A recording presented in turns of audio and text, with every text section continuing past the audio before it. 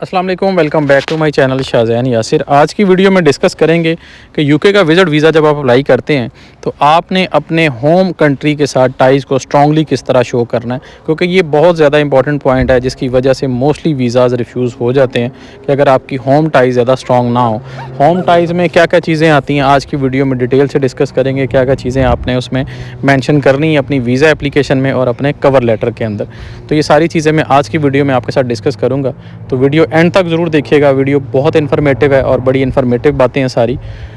सबसे पहला पॉइंट जो है अपनी होम कंट्री के साथ टाइज़ के बारे में, वो तो सबसे इम्पॉर्टेंट पॉइंट तो यही है कि आप फाइनेंशियली क्या करते हैं, जो सोर्स ऑफ इनकम बेसिकली है वो आपका क्या है। अगर आप जॉब करते हैं या आप बिज़नेस करते हैं, ये दो चीज़ें बड़ी क्लियरली आपने मेंशन करनी होती है अपनी वीज़ा एप्लीकेशन में और अपने कवर सारी चीज़ें आपने जो मैं जितनी भी चीज़ें पहले मेंशन करनी है और उसके बाद अपने कवर लेटर के अंदर मेंशन करनी है, क्योंकि ये चीज़ें मेंशन करना बहुत ज़्यादा ज़रूरी है। समटाइम लोग इस तरह करते हैं कि वीज़ा एप्लीकेशन में वो सारी चीज़ें मेंशन कर देते हैं, लेकिन समटाइम वो कवर लेटर बिल्कुल सिरे से लगाते ही नहीं है। अगर वो कवर लेटर लगाते हैं तो बिल्कुल सिंपल सा कवर लेटर, जैसे एक वीज़ा रिक्वेस्ट लेटर होता है कि ये मेरा नाम है, ये पासपोर्ट नंबर है और इतने दिन के लिए मैं जाना चाह रहा हूँ और दैट्स इट। इतनी वो जस्ट वो वीज़ा रिक्वेस्ट लेटर बना के और वो सेंड कर देते हैं। हालांकि कवर लेटर के अंदर सारी चीज़ें अपने बारे में बड़ी डिटेल से डिस्कस करनी चाहिए, चाहे वो आपकी जॉब से रिलेटेड हैं, चाहे आपके बिज़नेस से रिलेटेड हैं या आपकी बैंक स्टेटमेंट से रिलेटेड हैं। कुछ लोगों का ये भी मसला होता है कि बैंक स्टेटमेंट उनकी बहुत ज़्यादा स्मूथ नहीं चल रही होती, समटाइम कोई बड़ी ट्रांजैक्शंस भी उसमें हुई होती हैं,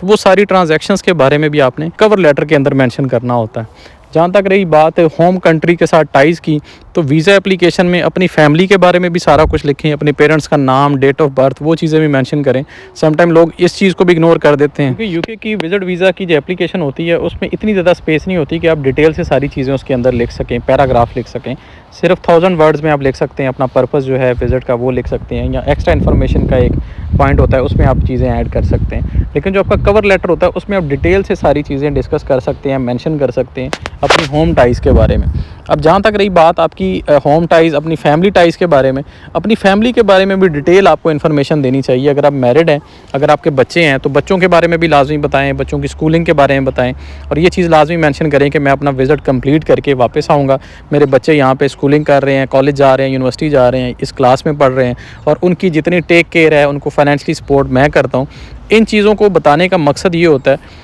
कि वीज़ा ऑफिसर को भी पता चलता है कि यार ये रिस्पॉन्सिबल बंदा है, इस पे रिलाई कर रही है इसकी फैमिली फाइनेंशियली भी, तो ये अपना विज़िट कंप्लीट करके तो वापस अपनी होम कंट्री आ जाएगा, क्योंकि इसकी टोटल जो फैमिली इसके ऊपर रिलाई कर रही है फाइनेंशियली। सेकंडली, अगर आप मैरिड नहीं हैं तो अपने पेरेंट्स का लाजमी मेंशन करें कि मैं अपने पेरेंट्स के साथ रहता हूँ, उनकी मैं टेक केयर करता हूँ, रेगुलर बेसिस पे मैं उनको चेकअप के लिए हॉस्पिटल भी लेके जाता हूँ, तो मेरे पेरेंट्स मुझ पर रिलाई करते हैं। चाहे वो फाइनेंशियली नहीं करते, लेकिन फिर भी मॉरली स्पिरिचुअली तो वो आप पे डिपेंड कर रहे हैं कि आप उनके बेटे हैं या बेटी हैं, तो वो आप पे डिपेंड कर रहे हैं, आप उनकी टेक केयर करते हैं। तो ये चीज़ें आपने वीज़ा एप्लीकेशन में मेंशन नहीं कर सकते, लेकिन कवर लेटर के अंदर ये सारी चीज़ें बड़ी डिटेल से आप मेंशन कर सकते हैं। तो ये लास्ट पैराग्राफ आपका जो कवर लेटर का होना चाहिए, ये होम टाइज़ के बारे में होना चाहिए, जिसमें आप अपनी फैमिली के बारे में कम्प्लीटली बताएं कि मेरी फैमिली में कौन कौन है, पेरेंट्स हैं, आपके बच्चे हैं, वाइफ है, तो उनके बारे में बताएं। और साथ ये ज़रूर मेंशन करें कि मैं बड़ा डीपली कनेक्टेड हूँ अपनी फैमिली के साथ, अपने रिलेटिव्स के साथ, अपने फ्रेंड्स के साथ, तो मेरा एक सोशल सर्कल है, तो मैं इसलिए अपना विज़िट कंप्लीट करके वापस ज़रूर आ जाऊँगा।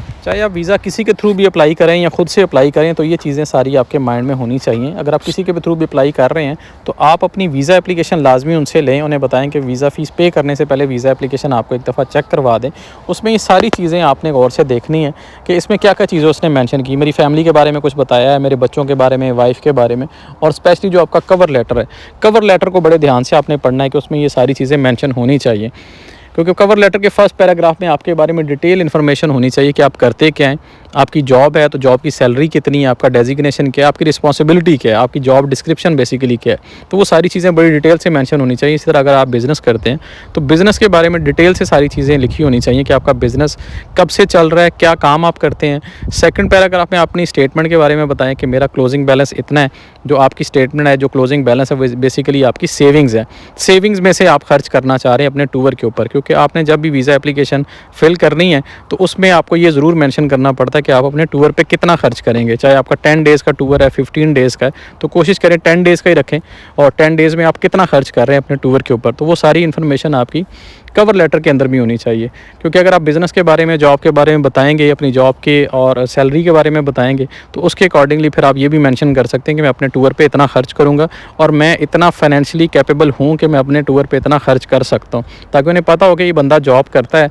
और इतने अरसे से ये जॉब कर रहा है और इसकी इतनी सैलरी है, इतनी सेविंग है, तो इसके अकॉर्डिंगली अपने टूर पे ये इतने पैसे ईज़िली अफोर्ड कर सकता है और ख़र्च कर सकता है। लास्ट पॉइंट जो है वो आपके टूर के पर्पज़ के बारे में होना चाहिए कि आपका पर्पज़ बेसिकली क्या है। पर्पज़ आपने बताना है, और अगर आपकी पहले कोई ट्रैवल हिस्ट्री है तो वो ज़रूर मेंशन करें अपने कवर लेटर के अंदर भी, वीज़ा एप्लीकेशन के अंदर भी, और बताएं कि मैं पहले एज अ टूरिस्ट इन कंट्रीज़ में विज़िट कर चुका हूँ और विज़िट कंप्लीट करके मैं वापस आया हूँ। मैंने कोई भी इमिग्रेशन जो लॉ था, जो रूल था, उसको वायलेट नहीं किया। मैंने अपना विज़िट किया इन कंट्रीज़ में और विज़िट कंप्लीट करके मैं वापस अपने होम कंट्री में आ गया हूँ। तो अब अगर मैं यूके का विज़िट वीज़ा अप्लाई कर रहा हूँ तो इट्स फॉर टूरिज़म। तो टूरिज़म पर्पज़ के लिए मैं यूके आना चाह रहा हूँ 10 डेज़ के लिए, 15 डेज़ के लिए, जो भी आपका प्लान है, तो मैं अपना टूर कंप्लीट करके यूके का अपनी होम कंट्री में वापस आ जाऊँ। क्योंकि मेरी यहाँ पे बहुत ज़्यादा रिस्पॉन्सिबिलिटीज़ हैं, जिसमें मेरी फैमिली भी है, मेरी जॉब है या मेरा बिज़नेस है। तो ये सारी चीज़ें बड़ी आपने क्लियरली मेंशन करनी है अपनी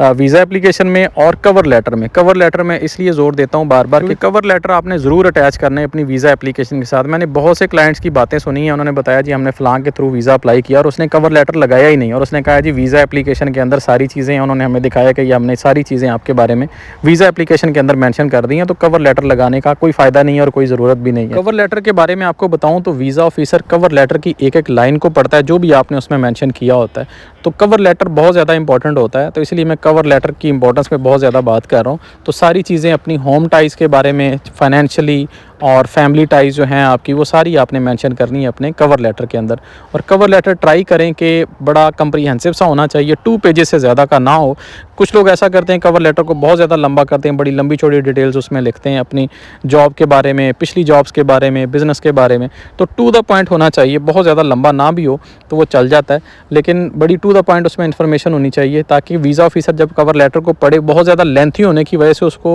वो बोर ना लगे। टू द पॉइंट वो चीज़ें आपके जॉब के बारे में, बिज़नेस के बारे में, आपकी फैमिली टाइज़ के बारे में, तो टू द पॉइंट उसमें आप पैराग्राफ बना के लिखें ताकि उसको ईज़िली सारी चीज़ें समझ आ सकें।